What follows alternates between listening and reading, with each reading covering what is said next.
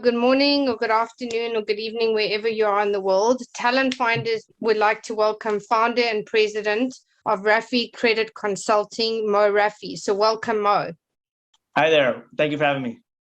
So Mo, I'd like to congratulate you on all your achievements. Can you please share with us how your entrepreneurial journey started and what led you to where you are today? Yeah, no, absolutely. So basically, I had started my career in the banking field. So in Canada, we have kind of the main banks. So I had started out at Scotiabank, and then I ended up at TD and then RBC and CIBC, just kind of moving up the ranks, so to speak. And so in doing that, I got a bunch of experience, and I kind of figured out these patterns and different kind of strategies, and that led me to real estate investing and private lending. And I guess I just took all of this together and put it into this business. Amazing. So you are recognized as the authority on Canada's credit system. So can you share with us more about what makes your service different in such a highly competitive industry? Yeah, absolutely. So I think what makes us kind of different is that there isn't really too many people in Canada, or I think anywhere in the world for that matter, talking about what to do with a good credit score. I do feel it's kind of there are realtors out there and there's mortgage brokers or investment guys, but no one's really talking about how to use your credit score to make money. And Yes. so it is kind of like a creative niche type of market, which ironically everyone has access to, but no one is talking about. So I think that's what really sets us apart. People don't kind of look at things from our lens, and I suppose because of our experiences, we've been able to facilitate something like this. That's amazing. And also, I think as well, is that you're using it from a positive standpoint in terms of having good credit ratings. So I think that's also what makes it different. So, what would you say some of your biggest lessons have been within your career thus far? And I'm sure you probably have multiple, but what stands out for you the most? The biggest lessons. Oh my gosh, I have so many. I would say at the end of the day, if we all kind of want the same thing, I think the biggest lesson is if we cannot genuinely solve problems, Yes. we will not be in business for very long.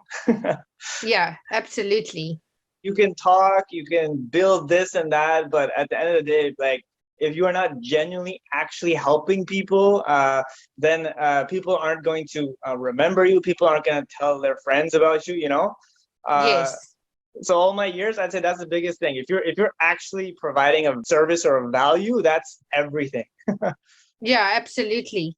So, I mean, within that, would you also say that maybe before having gone on your own and working for some of the institutions that you did work for, was there any major lessons that you learned there and that you've obviously improved upon within your own business? If I can reference to, having worked in corporate and now being on your own, is there any major lessons or examples you could give us from that?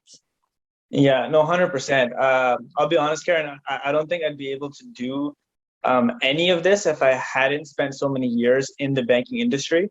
Yeah. Like just kind of knowing exactly what the branch manager is going to decision on this file, Yes. knowing exactly what's going to happen, and people don't have this kind of tailored experience. So I think um, the learning these systems and actually working with these institutions and kind of I'm the type of person who just kind of pushes the envelope, uh, just Absolutely. just to see what happens. That's that's my style. I suppose I did that several times, and I think absorbing all of that, I think that's what kind of people see in working with us. That's what people kind of gravitate towards. Hey, this guy actually worked there, and it just kind of naturally it's able to flow a whole lot better. Yeah, absolutely. So obviously, COVID-19 has turned our worlds upside down and inside out, which has created many challenges, but it has also created opportunities. So, how has this impacted you and your business? And what have you done to adapt? And can you give us any examples? Oh God, it's been a lot. Yeah, I think it's been kind of this season of like first we thought it was going to be temporary, then it was going to be forever, and now it's temporary or now it's over. yeah, It's been a lot, and I think we obviously adapted in terms of taking a lot of our clients. There's many clients who we don't even see in person now. yes, We're able to facilitate everything simply through something like through Zoom calls and through phone channels. yes, So the bulk of it, I suppose the positive has been we've been able to serve a lot more people and we don't have to be meeting face to face. yeah, But the negative is obviously from a financial perspective, we're seeing the effects of COVID and all of this inflation and everything's going up like crazy.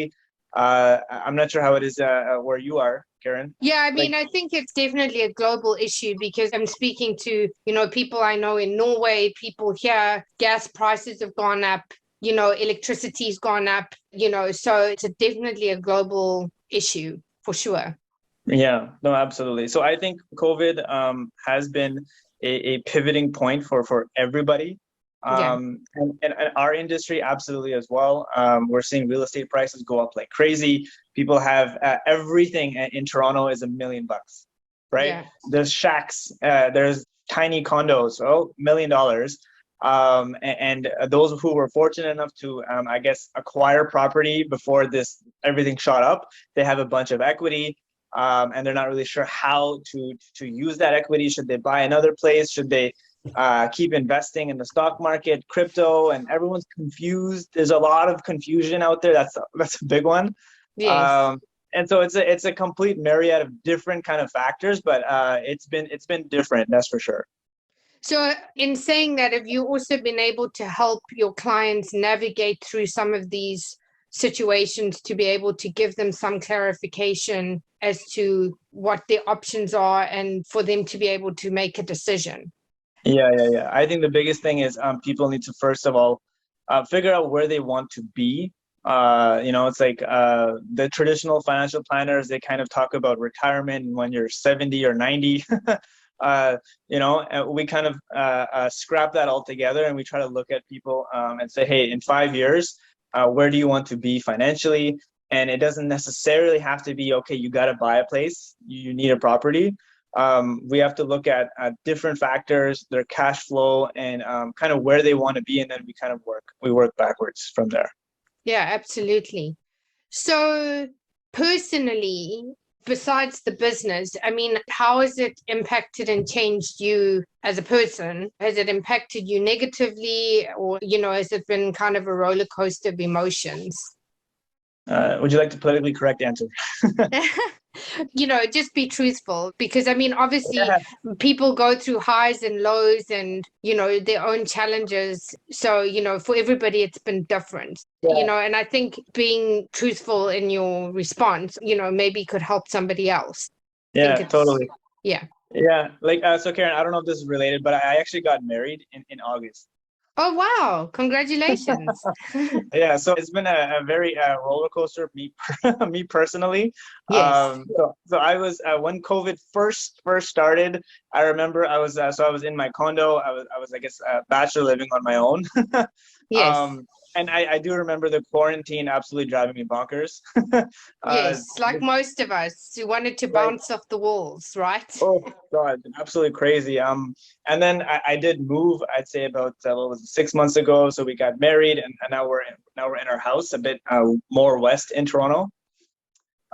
So that's happened. It's just been a roller coaster, and I think the biggest thing is everyone, they eventually find a way and they just adapt. Like you gotta keep moving. Yeah, absolutely. So, what would you say some of your biggest career highlights have been? And again, you might have multiple, but what stands out for you the most? I would say it would have been last year when we basically had a bunch of we had our highest volume of clients. We had our highest volume of approvals. It would have been last year, and so I think that would have been our highlight where we had our partners. We had people at banks, we had realtors, mortgage brokers. So last year, I would say 12 months ago was we had hit kind of this milestone. And I was super happy to see our clients kind of, getting their approvals, and then they're able to buy their property, or they're able to increase their credit score, or they're able to get like a passive income going. So that's been, I'd say, the highlight for us. Amazing. So now I want to talk about leadership or the lack of leadership from a business and global perspective. So what do you believe makes your leadership style different when leading your team? And what do you believe needs to happen to change the current leadership narrative from both a global and business perspective? I think we have to look at our business as though we are in service for Yes. others. Yeah.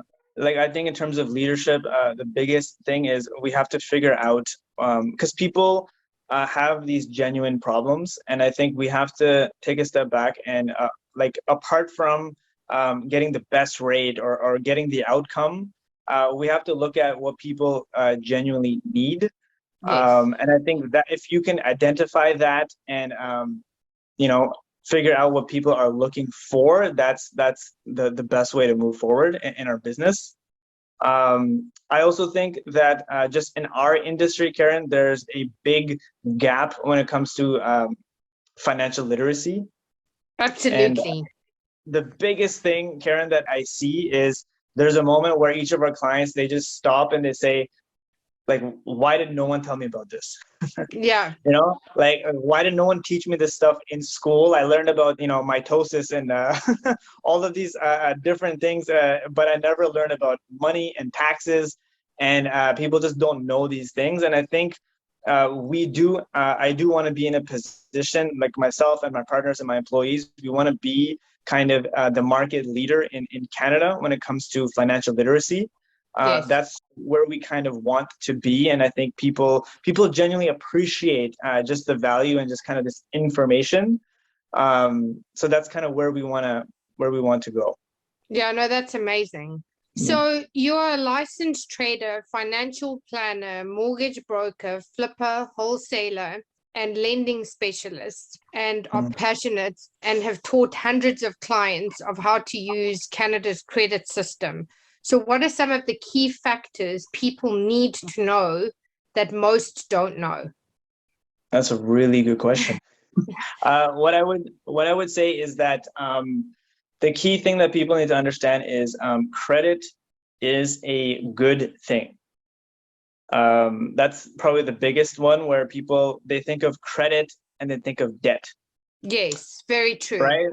And it's kind of like this weird kind of concept, but at the end of the day, people really want to buy a house, but like, they don't want the mortgage. It's like, the biggest thing is people are not clear about what they want.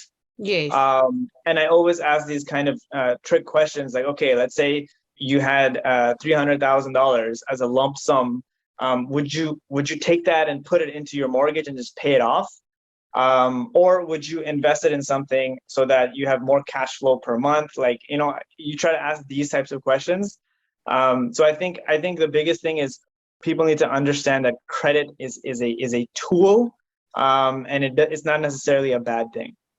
yeah, absolutely. Because I think there's a massively negative connotation around credit as well.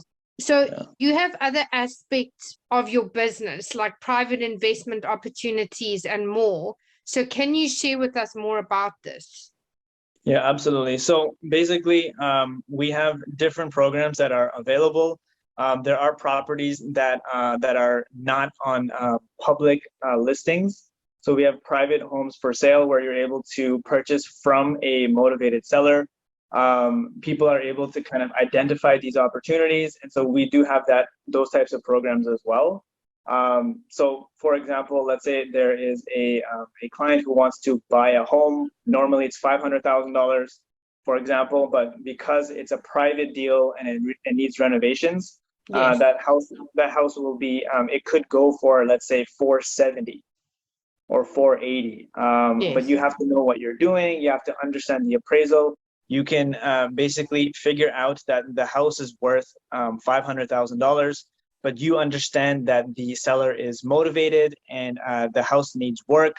So you can figure out that you can put in an offer, and there'll be like a negotiating aspect of it, but you'll be able to get that house for, let's say, 470,000. Yes. Then when you close on the property, you could do a refinance and extract an extra $30,000 to $40,000 from that refinance. Okay. So that's another type of program that we offer. Amazing. So Yeah. the next question I have is, what are the 3 key pieces of advice you would give to others looking to pursue a similar career, and in general to other entrepreneurs? I mean, it sounds kind of cliche, but I would suggest, you know what, follow your passion. Yeah, Figure absolutely. out, like there's this old saying, right, Karen? If you love what you do, you'll never work a day in your life. Absolutely. Uh, I mean, it's true. it's 100%. so crazy, right? So that would be my one piece of advice. That would be follow your passion and figure out what gets you going. And like if you're not able to find it, just keep going, keep looking, because eventually you'll find something that really fires you up. And I think everyone needs to aim towards something like that, you know? Yes. Yeah. And what would be the third thing? The third thing I would suggest is I think we should scrap traditional advice.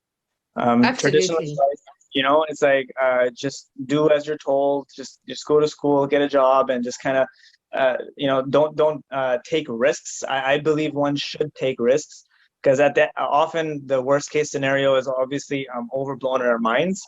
Yes. And really, if we're passionate and we're motivated, we'll find a way to make stuff happen. Absolutely. So that leads me to the final question. What legacy would you like to leave, or how would you like to be remembered? I would like to basically be a source of information to help people, especially I would say average Canadians don't understand how money works. And unfortunately, I'm not sure about other places in the world. It's probably similar Oh, in the UK. absolutely. It's the same. It's the same the world over, because it's also what we've been conditioned to believe within society. So, yeah. Yeah. So the legacy I'd like to leave is to really educate people on how money works. And the other thing would be to not kind of lean on banks. Yes. This concept that this whole money thing needs to be managed by professionals. Yeah. Professional money managers is a complete hoax, in my opinion. Yes. I genuinely believe, Karen, no one can manage your money better than you. Yes. And that's probably like the most empowering thing that legacy that I can leave to, I guess, all Canadians is you have to take charge and figure out how money works. And the more you rely on the bank, the more you end up just kind of getting used by these banks. And Mm. people don't realize that. And so I would say to empower Canadians, figure out exactly how money works so that they can achieve their own goals and live the life of their dreams. Amazing. So this has been wonderful, Mo, and hopefully we can have you back in the future to see where you are in your journey and maybe give some other financial advice in other segments. So if people would like to connect with you, what are the best platforms to do so? I would say Instagram. Okay. So it's rafficredit.ca. Okay, perfect. And are you on LinkedIn and Facebook or? Yes, I'm on LinkedIn as well at Rafi Credit as Okay, well. perfect. That's wonderful. Mo, thank you so very much for your time today. And yeah, hopefully we can have you back in the future. Perfect. I appreciate it, Karen. Thank you so much for having me.